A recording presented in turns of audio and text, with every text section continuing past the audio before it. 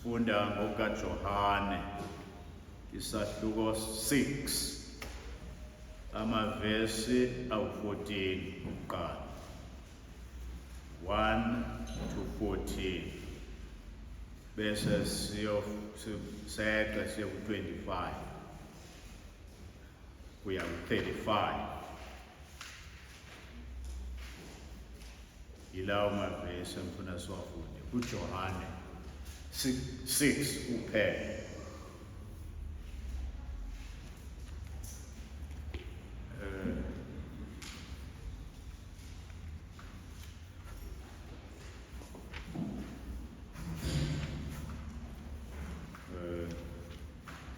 Ufisa ukuthi ofundayo ngathi angafundela uzwakala bengakusezwakala ukuthi yakho.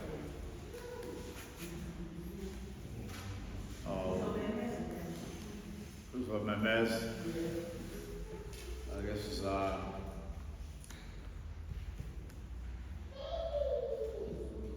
Ayibese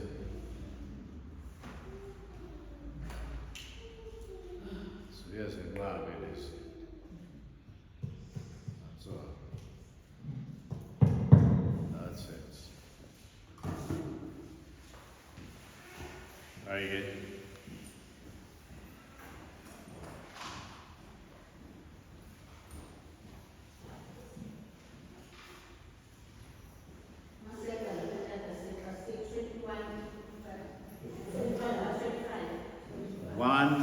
To 14, that's about 25 to 35.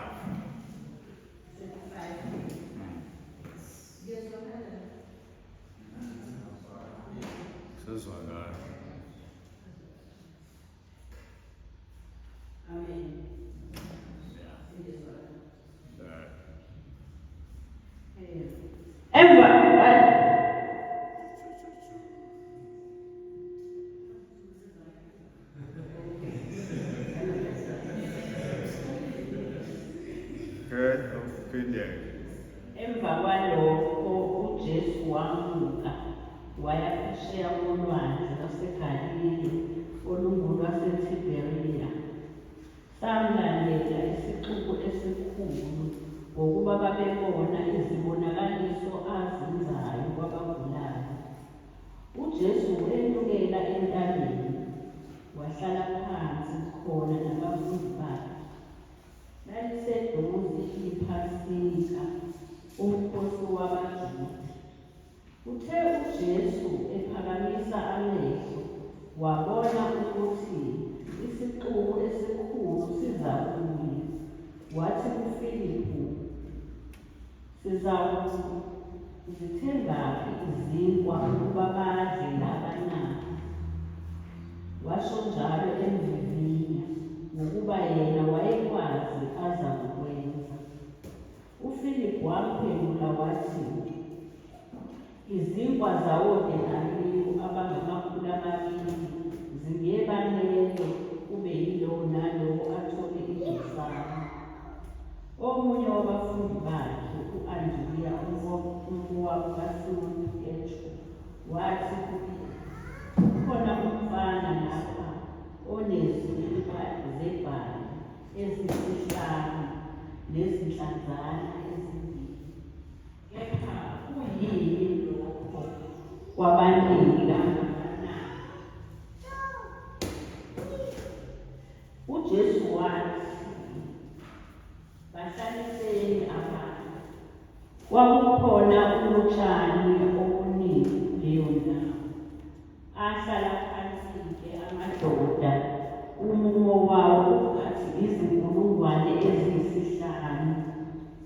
uJesu wazithabatha izinkwa wabonga, wayesezabela ababehlezi phansi, kanjalo futhi nezinhlanzana njengokuthanda kwabo. Uthe sebesuthi wathi kubafundi bakhe, "Buthani imvuthuluka eseleyo, ungathatheki lutho." Basebebutha bagcwalisa iziqhabetho eziyi-12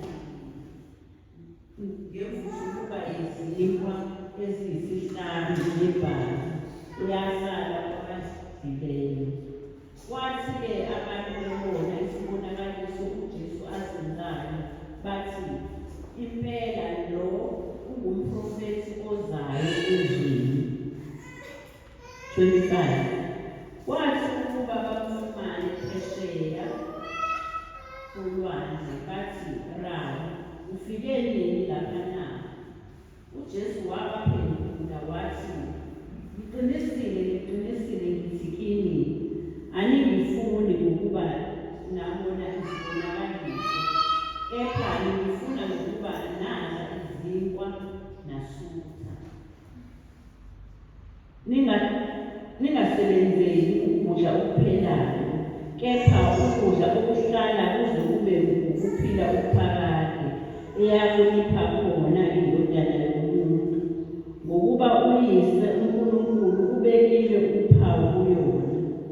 Bathi-ke kuye, singenzani ukuba sisebenze imisebenzi kaNkulunkulu na? Waphendula uJesu wathi kubo, umsebenzi kaNkulunkulu yilowo ukuba nikholwe kuye amthumileyo. Ngakho bathi kuye, pho wenza sibonakaliso sini ukuba sibone sikholwe kuwe na? Usebenzani na? Okhokho bethu badla imana ehlane njengokulotshiwe ukuthi wabapha isinkwa esivela ezulwini ukuba badle. UJesu wayesethi kubo, ngiqinisile ngithi kini, kwakungesiye uMose owanipha isinkwa esivela ezulwini, kodwa uBaba unipha isinkwa soqobo esivela ezulwini. Ngokuba isinkwa sikaNkulunkulu singuye owehla ezulwini olipha izwe ukuphila. Khona bathi kuye, Nkosi, siphe njalo leso sinkwa. UJesu wathi kubo, mina ngiyisinkwa sokuphila, ozayo kimi kasoze alamba, nokholwa yimi kasoze oma. Amen. Asikhuleke Baba wethu ogcwele, siyakubonga izwi lakho. Sikhuleka Baba wethu othandekayo ukuba ulisebenzise ezimpilweni zethu ngomoya wakho oyingcwele.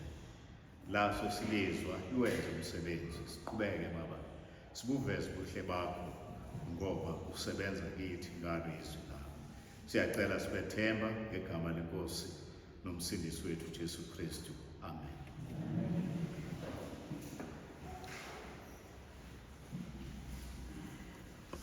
Sisaqhubeka naso-ke isifundo sethu sokuthi uJesu Kristu ungubani na? Who is Jesus Christ? Singekangeni ekuphenduleni lo mbuzo ngoba namhlanje sifuna ukuzwa eziphendulela yena ezisho ukuthi ungubani. Ekusho ayikho ukuthi ungubani. Singekafiki lapho, ngifuna ukuba futhi sikhumbuzane ebesikhulume ngakho ngesonto elidlule ukuthi laphayana sakhunjuzwa ukuthi kunendlela ekumele bahambe ngayo abangcwele. Sakhuluma ukuthi uthobeka, kuthiwa nikhuthalele ubunye bukamoya, the oneness, the unity of the Spirit. Ukubugcina sasho ukuthi asikwazi ukubakho ubunye. We cannot make unity. He is the one who made unity. Uma akayibanda. So ibanda likaKristu is a united force. So okwethu is to maintain that unity. Kanjani sazishoka izinto angizugxila kakhulu kuzona, sathi ngokuzithoba nangobumnene, ukuthobeka konke nobumnene ekuzithelo zikamoya. Kusho ukuthi lokuphila esikuphilayo kufanele kuveze uKristu. Sasho ukuthi humility ne-gentleness, lokho kwakukuyena uJesu. Manje kufanele thina siveze yena-ke ngempilo yethu, ne-patience, ukubekezela, nokubekezelelana ngothando. Ukubekezelelana ngothando. Abazalwane kufanele benze njani? Babekezelelane. Why ukuthi ngesibekezelelane bazalwane? Ake ibelapho nje. Why ukuthi ngeke ukuthi sibekezelelane? Why should we have patience? Why should we be patient with each other? Why? Yini kufanele sibekezelelane bazalwane. Ake ningitshele noma anaso isikhathi sokubekezela.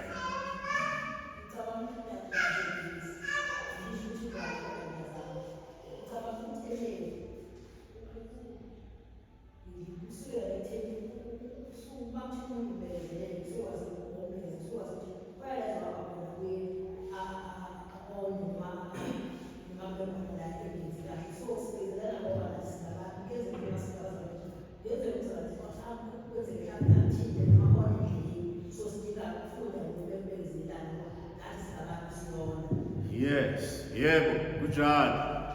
Bekezelela ngokuthi kukhona izinto ezingazikwenzeka ngalendlela ekufanele zenzeke kuyona umzalwane. Kwesinye isikhathi wena uma usabe akahle uthi umzalwane wenza nje kanje. No. Asibekezelelane. Ngani? Ngothando. Abanye they take so long to grow. Thatha isikhathi eside ukukhula.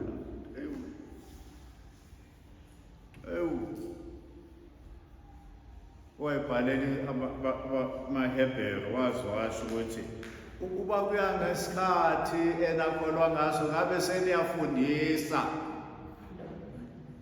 kodwa kusadingeka nifundiswe izisekelo zokukholwa.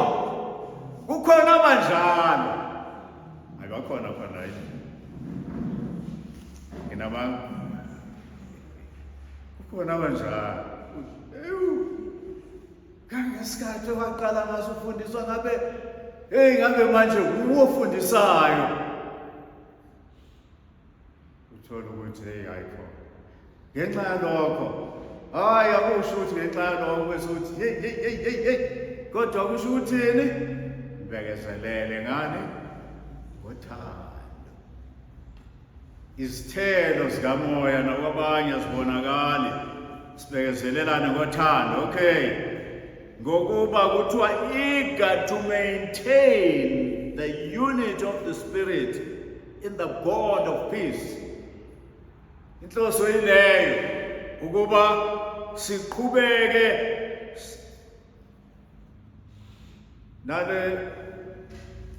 nalobunye bukamoya ngesibopho sokuthula. Okay. Khulunywa ke nokuthi simunye sazivala izinto one faith and so on. Sangena lapho nokuthi sase sibona ukuthi abezweke ngoba kuthiwa asingabisamba njengabo. Abezwe bahamba kanjani? Abezwe bahamba ngani? With the futility of their thinking. Bahamba ngalendlela acabanga ngayo umuntu ecatshangwa uye, usicabangela yena. Umuntu akazange adalelwe ukuthi azicabangele. Niyezwa bazalwane? You were never made to think for yourself.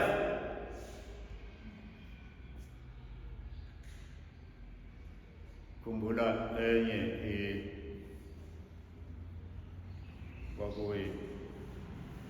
kwakumdlalo kwi-TV kukhona le boss le yayinabantu abehambisana nabo manje ukhona umunye ongenzanga kahle athi mayethi yini wenze kanje athi I thought yambamba khona lapho esathi I thought you were not employed to think. Oh yes, uyazi awuzange udalelwe ukuba usicabangele. I would you are not created to think. You were created to think, but not ukuthi usicabangele wena. Imicabango yakho mayakhelwe kulo okudalileyo. So ke ngenxa ukuthi iningi labantu bazicabangela bona, they go astray. Ukuduka okukhona ezweni kungenxa yokuthi yilona lo uhamba ngokucabanga kwengqondo yakhe. Once kanjalo zingaki ingqondo ezikhona emhlabeni. Yikho kukhona kwenze nje uxabene ubendle ngoba yilona lo uhamba ngokucabanga kwakhe. Kuthiwa singenzi njalo thina bazalwane. Sathola nokubahlwele enye into esayithola leyo nokuthi baphelelwe nawumuzwa. Bazinikela emanyaleni abezweke lawo. Ngakho ke sasisitshelwa ke thina ukuthi thina esikolo senze njani? Sikhumula umuntu omdala. We cast off this old nature. Ngoba uyayazi imvelo yakhe, uyazazi ukuthi umthetho wami nje. Ungaphili ngoba umthetho wakho. Phila ngomthetho kaNkulunkulu. Throw out imvelo yakho uthi mina umthetho wami nje. I cannot help myself. Oh yes, you cannot help yourself, but there is one who can help you. Ukuthi ukhumule. Throw away leyo mvelo yakho. Ayijabulisi muntu, ayijabulisi nawe. Okay. Yes, kuthiwa nenzwe basha. Now, okunye sikutholayo ke la sifunde khona lapha baseFesu chapter 4. Ukhulunywa ngeqiniso, be truthful. Ilapho esawuthintana, be truthful. Akwazi ukuthi umuntu weqiniso. Le nto azosetshenziswa lapha lokuthi be truthful. Lisho njalo impela ukuthi yiba umuntu yiba ilento yiyo. Musushaya sengathi. Kuyezwakala bazalwane. Musushaya sengathi. Yiba seqinisweni njalo. Ileyo indlela aphila ngayo uKristu. Ongangoba uma uJesu ekhuluma newazi amazwi akhe ayivamqala ngawo. Uthini? Ngiqinisile ngithi kini. Ngoba umuntu okhuluma iqiniso. Uma sihamba ngeqiniso simfuzile uJesu. Iqiniso kumele noma limaza wena. Ngoba likulimaza umzalwane iqiniso. Noma wrong kuyiqiniso ukuthi wrong, alikulimaza iqiniso lokuthi hey ngempela ngi-wrong. Kodwa likwenze njani? Liyakukhulula. Be truthful. Ake siwabheke lawo mazwi lapho kwabaseFesu 4 verse 25. Uthini verse 25?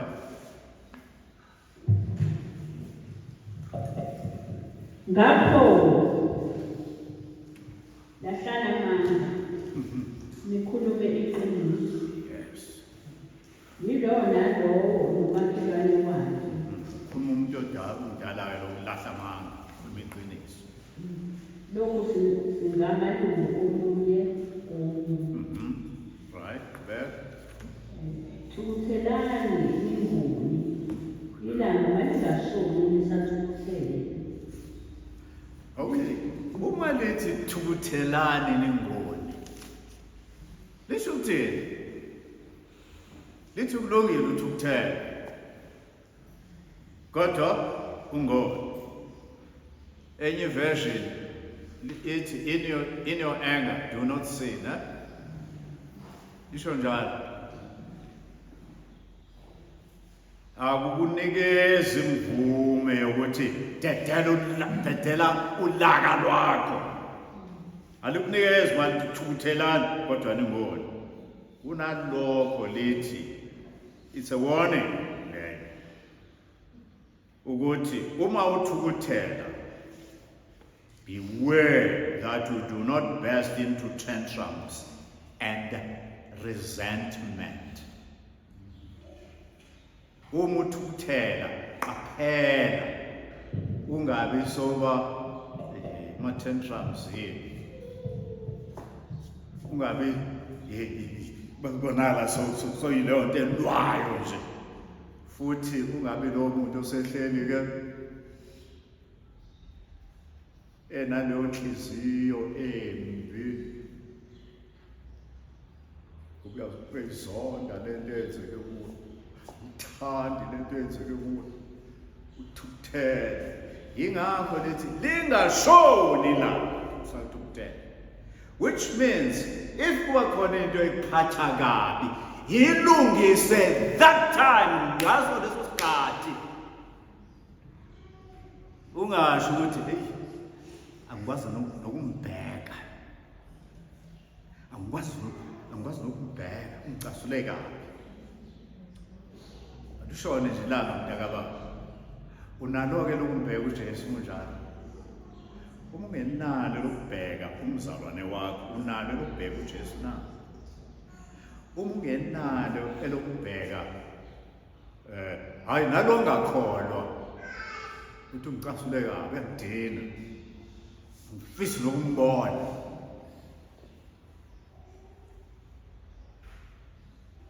Noma ngabe uthukuthelisa into ayenzayo, thukuthelela yona ungathukutheleli umuntu. Kodwa imile into ayenzile. Kodwa yena udinga ukusizakala. Ukuba wafelwa inkosi uJesu. Okulandela umthwane owebaya angabesoba, awusho lapho.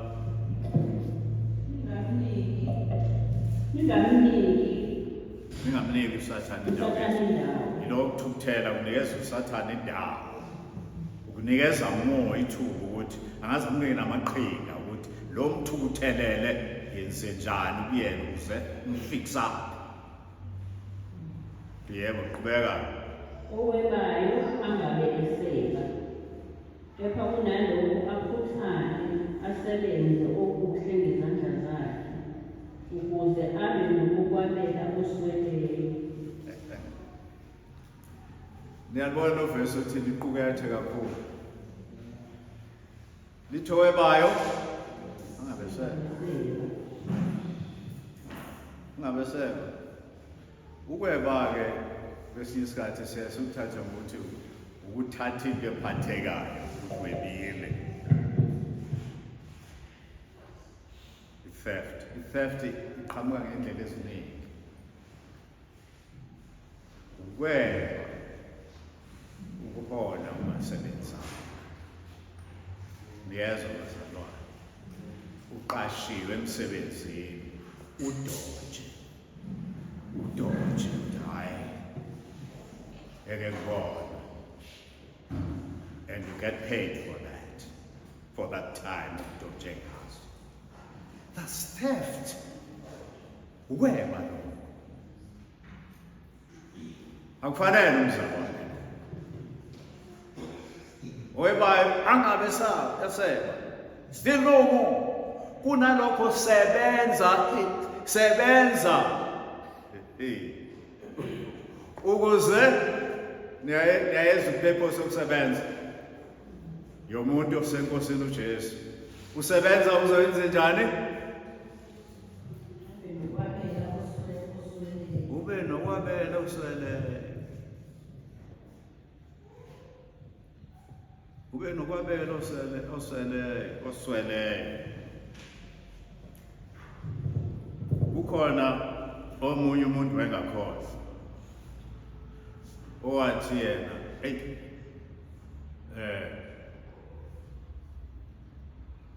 maye kade hamba khona yakhona bezohamba befanele akhokhele imoto bese uthi wena athi hey yasinda imali yayo athi ngizokhokha kodwa ugibeli semahhala emotweni yayo uthi hey iyathandeka imali masoyisevile kusho ukuthi umuntu lona osingabangela izwi likaNkulunkulu litho senkosini uJesu wasicabangele yena uthe nayo acabangele nomunye ongenayo yithi usebenza ubezitshela ukuthi ubani kangomunye engamsiza. Be ever ready to help. Kuyezwakala lokho zabo. Imali yakho isebenzele nzima. Usiza abanye abantu. Help. Abaludingayo usizo ngempela. Ake ngibuze bazalwane. No bengafuna ukuhlala kakhulu kule ndawo. Kodwa this is important.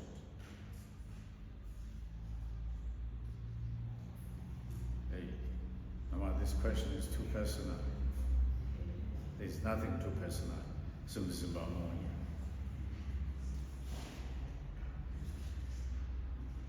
Umnikelo yakhe ihamba kanjani?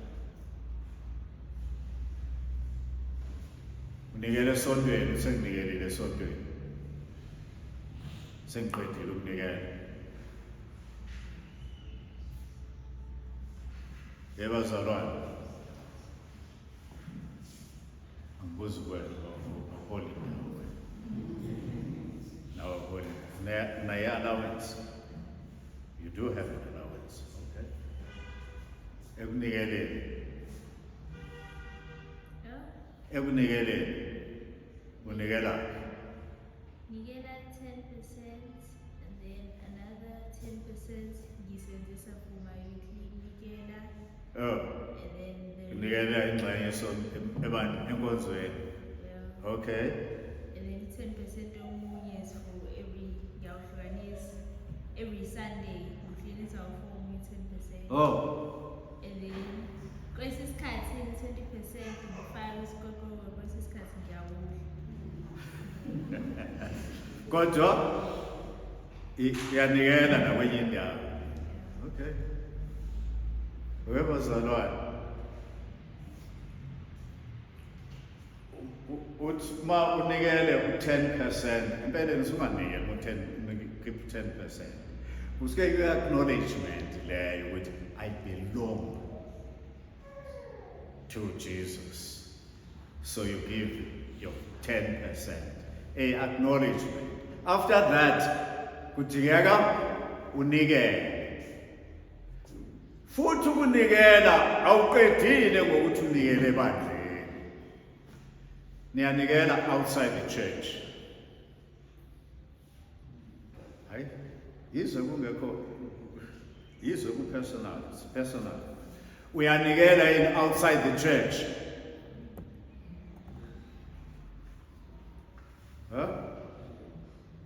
Uyanikela kwenye indawo ngaphandle kwasesontweni. Tumnikele esontweni. uNkulunkulu akasho ukuthi akuyonikela esontweni kuphela. No. You give. Umzalwane umuntu onikelayo nje, umuntu onikelayo nje, umuntu ophanayo. Give.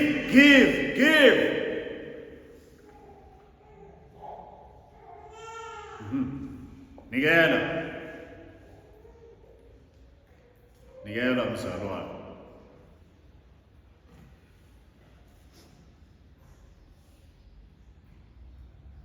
Verse 29 uthini? Makungaphumi emlonyeni wenu nanini izwi elibolileyo, kodwa kube ngelilungele ukwakha, njengoba oswelekileyo ukuze libavezele umusa bezwayo. Oh yes. Amazwi owasebenzisa amazwi akhayo. Never use destructive words. That's why kuthiwa tukuthelani ngona. Aphela umuntu uthetha uzibona yini. Isona esikhulu esenzekalayo uma uthukuthele. Uma ungabanga violent. What do?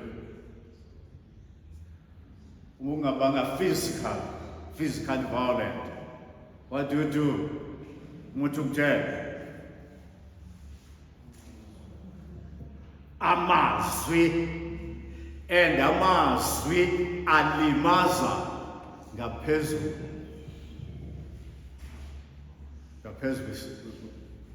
into. Yabona umuntu angakushaya ngenduku bekuphona. Yabona amazwi izwi elibi ushaya ngalo umuntu oyamlimaza.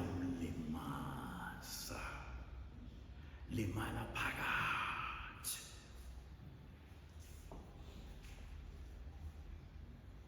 Amazwi aphuma emlonyeni womntwana kaNkulunkulu abe amazwi akhayo. Yilapho ke lapho kuvela khona ukuthi uhamba nobani? Uhamba noJesu, uveza ubuhle beNkosi uJesu. Manje la ke indaba ilapha ke ukuthi ubani uthini? Uthini uJesu? Sibuyele la sikhona manje kuJohane 6 verse 35. Uthini? Sihloko sethu sanamhlanje. Uthini? Verse 35. uJesu wathi kubo, mina ngiyisinkwa sokuphila. Ozayo kimi asoze alamba.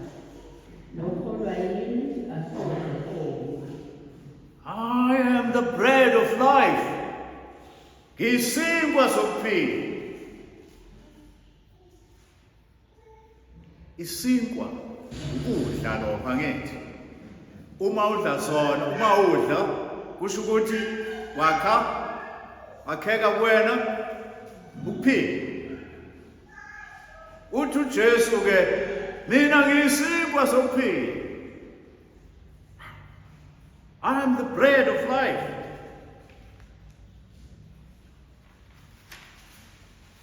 I am the bread of life. Abantu abaningi bazi ukuthi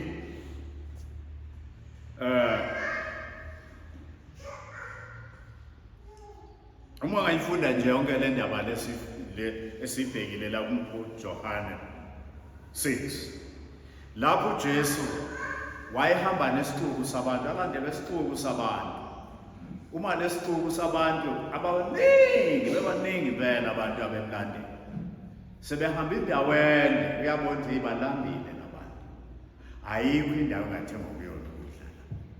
Uzobuza kuPhilip, singenze njani? La abantu abaningi kangaka sizothola ukudla okwanele ukubadle bonke. Uthi uPhilip,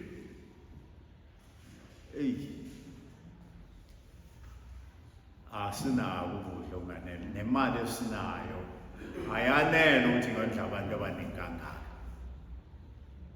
Imali eyiholo engacishe ibe yiholo lonyaka wonke lo muntu oyilabor.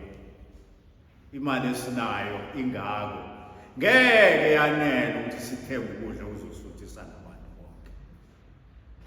Then uthi uJesu bahlalisene phansi. Ubahlalisa phansi base kuqhamuka omnye lapho Andrea umfowabo kaPetru uthi ukhona umfana la uphethe isinkwa sebhali. Do you know barley loaves? Uziphathele nje izinkwa ezincane nje zebhali. Usho ukuthi nje kungaba into efana nama-bread rolls awu-5. Uziphathele ilunch yakhe la siphathele yona umfana. La abantu abadala bonke bahamba yonke le ndlela nje abaziphathele. yilo mfana omncane ophethe kusho ukuthi nalapho ucabanga lo mfana uthola uphethe ukudla nje kungenxa yakhe uphethe ukudla nalezi nhlanzana ibhali leyo inhlanzana ey'mbilophi isibili bakafisha ababili ucabanga ukuthi azokuphathe kwenze yini yenzeka ake ngizwe nithini bomama uma ehamba elandela lesithuba ephethe lezinto kwawuyena yedwa indaba angifuna uphendule mama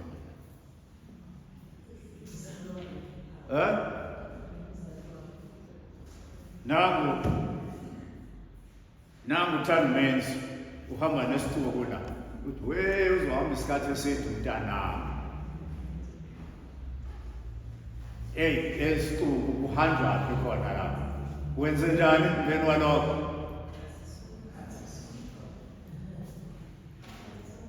menzela umphako hayi mntanami mina usho ukuthi umama lo uma ngicabanga akusho la eBhayibhelini wathi umama mntanami awukwazi phela ukuhamba nje uzihambela nje mina naso ama-bread rolls ney'nhlanzana ukuze uthole ukudla kanti uzithelile uPhilip ubonile ukuthi hayi kukhona okukhona uthi uJesu hlalisana abantu phansi hlalithani lezo zimba nizilethela what a boy wawungenze njalo wemenza nangu uma uphathe ukunikisa ilunch yakho kugcwele abantu la 5,000 people and more letha lapha leso sinkwa mfana letha la konke nofish lo letha la konke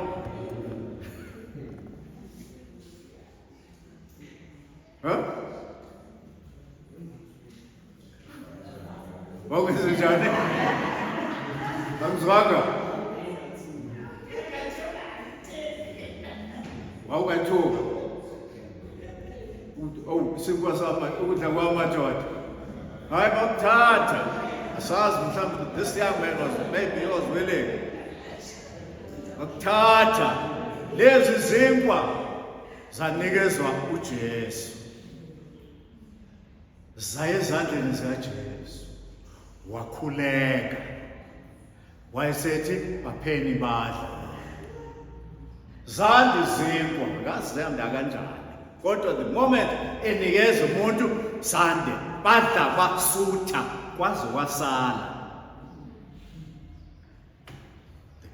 miracle of miracles baphethe kuthiwa isiqabetho yini isiqabetho kushuthi isitshana nje lezo zobasket imbenga nalokho abawazi abedropela zazo imbenga kodwa-ke yilokho-ke isitsha nje esinjalo ziwu-12 kusho ukuthi kwathi abafundi mabaqoqe imvuthuluka ngamunye ubuye isitsha sakhe esidwele nomunye esidwele 12 imvuthuluka esele badle basutha abantu now laba abantu uma sebesuthi uverse 15 lapho uthi ngakho-ke uJesu azi ukuthi bazakuza bambambe bambeke inkosi wayimolukela futhi entabeni yona wazi umuntu ukuthi umuntu unjani kutholakala ukudla mahhala la kule ndoda sizomenza abe yinkosi wazi kahle uJesu ukuthi abantu umuntu uzicabanga yena uzicabangela isikhathi samanje uma kwenzeka lokho wavela wathiyebelele uJesu anyamalala bangamazi ukushonela wayentabeni abasamboni ngoba ebona ukuthi bazongenza inkosi la ngoba umuntu usebenzela ukudla. Bamfuna kanti uJesu indaba uzoyifunda uyithola uyifunda yonke. Kanti uJesu usuke lapho uhlale lapha entabeni baze bahamba abafundi ngomkhumbi omncane. Uma behamba kwasuka isivunguvungu laphaya. Uye lo uJesu egijima eshona khona eyofika kulo mkhumbi ngeenyawo ehamba phezu kwamanzi. Azawungena lapha emkhunjini ahambe nawo bawufika lapho beya khona. Manje abantu abazi ukuthi ushonephi. Ayikho indlela bengahamba ngayo. Bekumele ahambe ngalo mkhumbi asibonake ngeke. Bayamfuna. Can you imagine? Bayamfuna. Bamfunela ukuthi nangu umuntu ozokwenza sibe nakho konke esikudingayo. Nangu umuntu ozosiza. Niyawazi amasonto agcwele kangakanani abantu abathenjiswa prosperity ukuzoba nako konke, because umuntu usifunela ukudla kwamanje. Now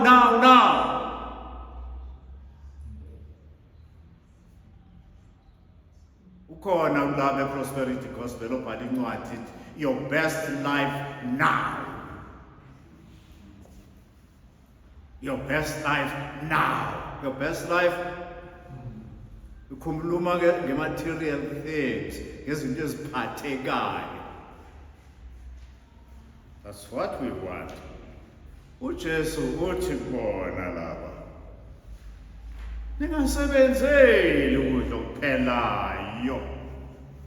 Verse 27, do not work for the food which perishes, but for the food which endures to eternal life, which the Son of Man will give to you. For on him the Father God has set his seal on him. Ningasebenzeli ukudla okuphelayo, kepha ukudla okuhlala ingunaphakade eyakunika kona indodana yomuntu, ukuba uNkulunkulu uyise ubekile uphawu kuyona. Abantu abaningi basebenzela okuphelayo, yes, basebenzela okuphelayo, basebenzela okuphelayo. Kukhona umzalwane wakwaNgithuka, that was a great insult, kodwa ngizange ngi-act, futhi I'm sure wayengazi ukuthi angithuka. Ngangiyimemba empeleni, ngangiwu-chairman kwi-governing board where yaleso sikole bazalwane labo. Manje kwabakhona umhlangano ekufanele bekhona. Kulowo mhlangano ngalelo langa lawo kwabakhona okunye okusebandleni ekufanele ngihambe ngiyokwenza. Ipolicy yami ke ithi ibandla lihamba phambili kunako konke okunye. So kwathi mase kunjalo ngathi ngoba ebandleni ngalelo langa kuzobe kukhona lokho kusuke waqondana ngeke ngibe khona emhlanganweni. Bathi umzalwane awusiba khona, ngeke ngibe khona ngoba umsebenzi wami usebandleni, kufanele ngiyobhekana nebandla. Uthi lo mzalo yayazi mhlawumbe ukuthi yabayephi, wathi kufanele vele ngoba yilona engixolelayo. That was an insult. Ngamanye amazwi ubona mina ukuthi ngisebenzela imali, ngisebenzela ukudla. That's not the way umzalwane kufanele abe yikho, ukuthi ngiyala ngihola khona kuqala. That's not the way. Yizwe lelo elinjalo elithi ngizotholani lapho, elikhathanisayo uma izinto zimbili ukuthi yikuphi la ngithola khona, yikuphi la ngingatholi khona. Uba wayazi lo mzalwane ngangiya lapho at an expense to myself and to the church, yilona lele engikulona ukuthi akusizi mina ngiyosiza lo muntu. Kwakukhona umuntu odinga usizo ekufanele siye khona siyosiza. Now sebenzelani, ningasebenzeli okuphelayo. That's not the way you do it. Awukali kanjalo importance yezinto ukuthi ngitholani ngapha, ngithola kakhulu yini ngapha, angitholi lutho la so ngiya ngapha ngithola khona. That's not the way yomzalwane. Usho njalo uJesu. Sebenzela isinkwa esiphelayo, ukusebenzela isinkwa esiphelayo, ningasebenzeli isinkwa esiphelayo, kodwa sebenzela lokhu indodana yomuntu ezakunika kona, ngokuba isinkwa indodana yomuntu ezakunika sona, ngokuba uNkulunkulu uyise ulubekile uphawu uyona. Kuyezwakala bazalwane, kuyezwakala. Am I too harsh? Akumina ngishoyo, kusho uJesu uthi ningasebenzeli okuphelayo. Uyothola isimanga umuntu osebenzela umaterialistic akanele umuntu materialistic kwala 8 billionaire, not just billionaire, multi-billionaire, uthola ukuthi usafuna ama-billions. Akanelisi.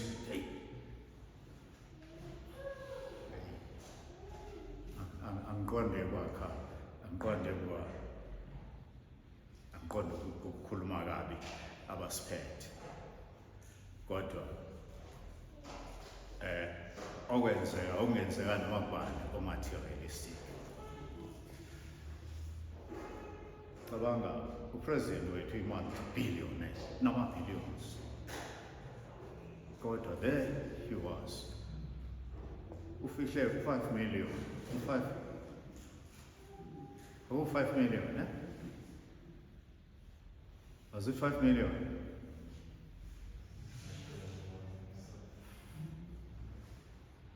Noma ma-billions now.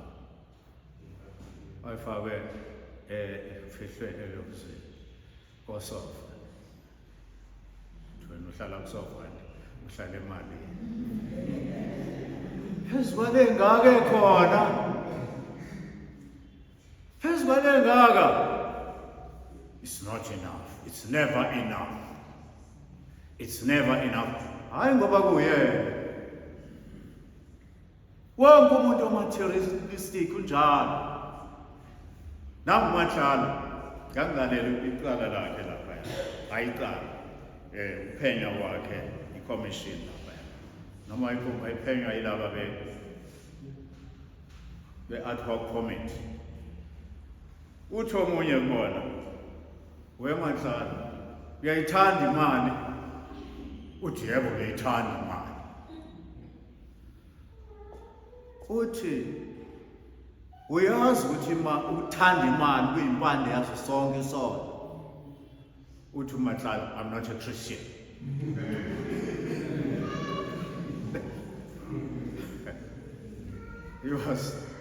This man was asking Mahlala, do you love money? He says, yes, I love money. Then, do you know that the love of money is the root of all evil? And he says, I'm not a Christian. But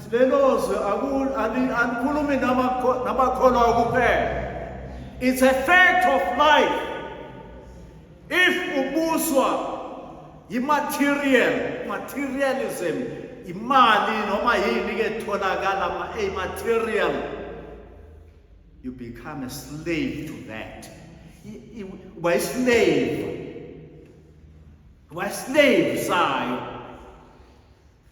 That's what the Lord Jesus Christ says. uthi woza kimina ngikukhiphe kule slavery sokuthanda imali. Okay. Uqhubeka athini ke? Awusifundela uverse 35. Jesu wathi kubo, mina ngiyisinkwa sokuphila, ozayo kimi asoze ala, nokholwa yimi asoze ona. Ukusho lokho uJesu ngoba kukhona idebate lapha. Nabantu basaphelele bafuna into ekhona abazophila ngayo manje. Basaphelele. Uthi uJesu, okay. Bakhala ngokuthi uMose, angithi uMose wondla ama-Israyeli 40 years ehlane. Ngathi nalaba bezicabangela lokho, uma singathola umuntu onje ozosonda for 40 years sinawo nje singakusweli ukudla. Hayi, cha impela hayi. Kuzohamba kahle. Uthi uJesu lalelani la. Akuyena uMose wanikeza oyihlo imana ehlane. Ubaba owenza lokho. Manje na-ke mina-ke yimina engizonika isinkwa esingeke siphele. Bathi bona sinike awusiphe leso sinkwa. Wemadoda. Ingane lezi. Abantu abadala awusiphe leso sinkwa. Uthi uJesu mina ngiyisinkwa sokuphila. Baxakeka. Uthini ke manje? Mina ngiyisinkwa sokuphila. Onjani kimi? Ozayo kimi akasoze alamba naphakade.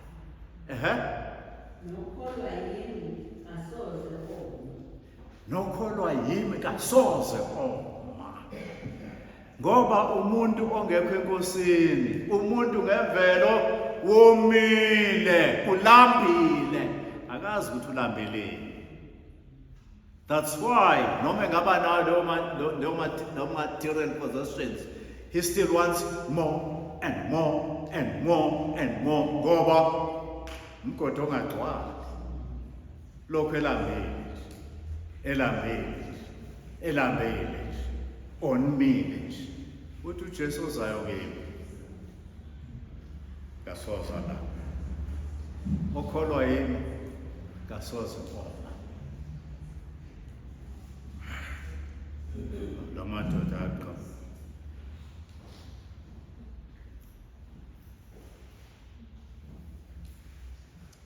aqhubeka athi verse 4 uthini?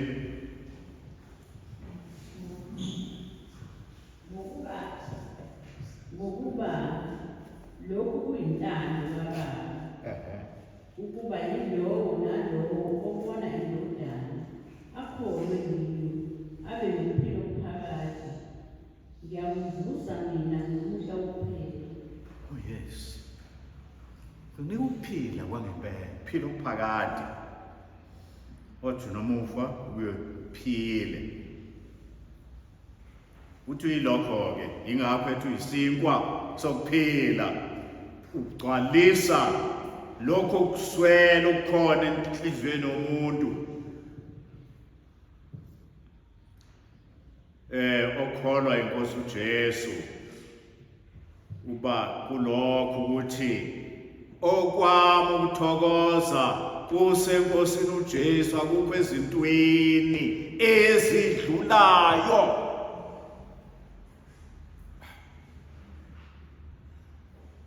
Angikhohlwa mina indaba mhlawumbe angiqala ukuyikhuluma le ndaba ukuthi kukhona isibili laphayana seJuda eThekwini esasinama-factory. Kwasuka umlilo lashi factory yakhe, kanti wayaziwa nendoda lokuthi yancishana ifuna ukuholela abantu imali yanele. Yasiyasha ifactory yakhe. Yasha ifactory emveni kwalokho kwezwa kuthiwa ufile. umelwe inhliziyo, ngoba inhliziyo yakhe bekuphi? Isengcebeni yakhe, ingcebe edlulayo. Osenkosini uJesu, oyibo, akaphathwa izinto, uyena ophatha izinto. Akaphathwa imali, uyena ophatha imali. Kuyezwakala? Uma kusho ukuthi imali ebalulekile kuwena, yayazi ingozi engaba khona. Ungawusebenza noma yimuphi umsebenzi, as long uholela. Hayi, uholela kakhulu lo msebenzi, kaya khona, uqashwe khona. Kodwa uthola ukuthi okwenziwa khona akuyona into yakhayo, akuyona into esiza abantu. Hawu, uzumzalwana, ususebenza manje? Ngiqashwe South African Breweries.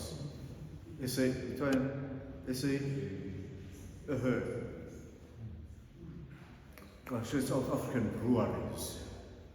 Wow. Hayibo, usulapho, hayi kuyaholelwa lapha. Kuyaholelwa. Utshwala kodwa uyabuphatha, uyabudayisa, udayisa abantu, iyawe imizi. You don't care ngani ngoba yahola mina. Yebo.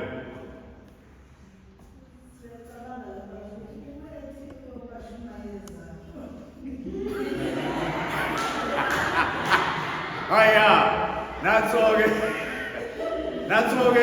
into umzalwana bese nqashana ukuthi hayi ngiyobashumayeza. What? Uzobashumayeza uyazishumayeza wena ngoba into ekuselapha yana wena ufunani imali because it pays. Hayi bazalwane, uthi uJesu mina ngiyisinkwa sokuphila, ukwaneliswa kuvela kimi. Yilapho waneliseka khona, wanela ngisho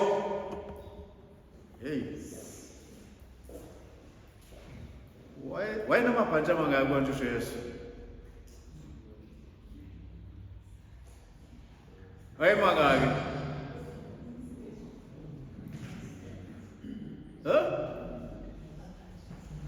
Ayigqokile uJesu kwakuphelele nguye. Do you remember? Ukuthi nangekathi ubethelwa bathatha impahla zakhe babelana zona. Bathi masebefika kulele ngathi lingcono kakhulu ibhantshi. Ethiwa ngizothathwa ubani-ke manje ngoba ngeke sidabule phakathi sihlukaniselane ngalo. Bashaya idayisi. Ukuthi lo oshaye kahle idayisi izothathwa kuyena. Banthatha. That's all he had.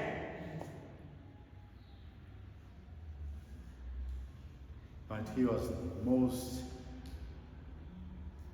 peaceful person ngoba kulomhlaba. Wayiphila kamnandi. Phila kamnandi. Uthi nasebenzela kuphela. Sebenzela lokho indodana nomuntu eyokunika kona. Wo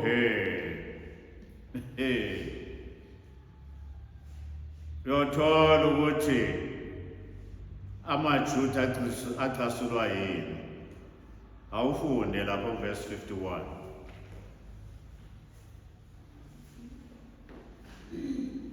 Mina ngiyisinkwa esiphilayo esezulwini. Uma umuntu edla lesi sinkwa uyakuphila phakathi. Futhi-ke isinkwa engizakusinikela ngenxa wezwe siyinyama yami.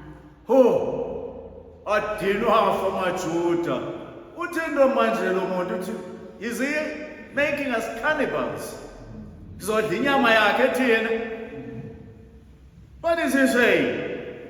Qhubeka. Verse 55 uthini? Ngokuba inyama yami ingukudla 55 qhubeke. Ngokuba inyama yami ingukudla esibili, legazi lami lingukuphuza isibili. Kodwa inyama yami aphuze igazi lami, uhlala kimi nami kuye. Odla inyama yami aphuze igazi lami. Wow. Real, what is this man saying now? Siphuze negazi. Being Jews, siyaphuza igazi thina. Uthe of all the blood you can drink elomuntu, sidla inyama yomuntu, siphuza igazi lomuntu. Asuka amaJuda mflathela. Athi ngesiphinde sihambe nalo muntu. Uthi uJesu engakhulumi ukuthi bazodla inyama yakhe in that sense ukuthi uzodla inyama yakhe, not literally. Uzophuza igazi lakhe, not literally.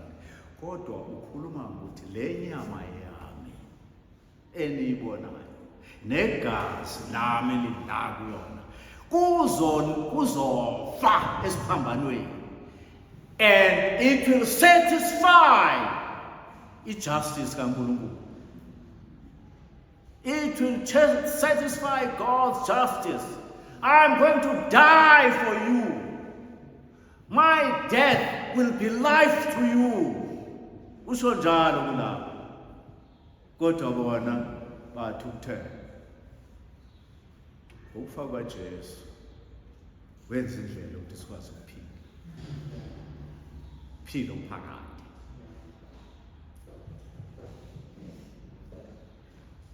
Yeah. Ukuba belalele kahle, bamlalelisisa, babuzisisa ukuthi uthini. Ngabe wabajela. And out of that, wafa wavuka. Lo Jesu uvukile, uyaphila kumuntu. Impilo yakho umuphile Nkosi, mawuzinikele enkosini uJesu, uphila kuJesu. Khona enye insizwe engahlangana nayo. Yathi yangale lasekhaya. Ethi awu thina sesakwenye uJesu. Sesakwenye uJesu. Nomesho ebeka kanjalo nje. Insizwe engafundile nakufunda. Insizwe ayibhinqa nje umthetho wayo. Kodwa siphendukile isinikele enkosini uJesu. Sesakwenye uJesu. Thina sesakwenye uJesu. Asazenze lezi zinto lezi. Ngamanye amazwi impilo engiyiphilayo akuseyona eyami, sekuyimpilo kaJesu elakini. That's what he said. Matthew Galatia 2:19 and 20.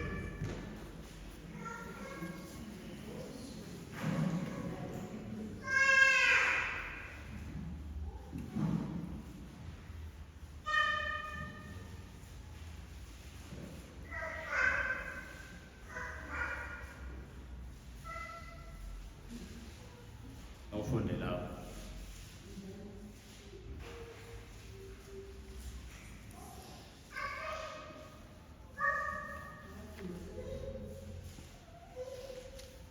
Galatia 2, verse 19 to 20.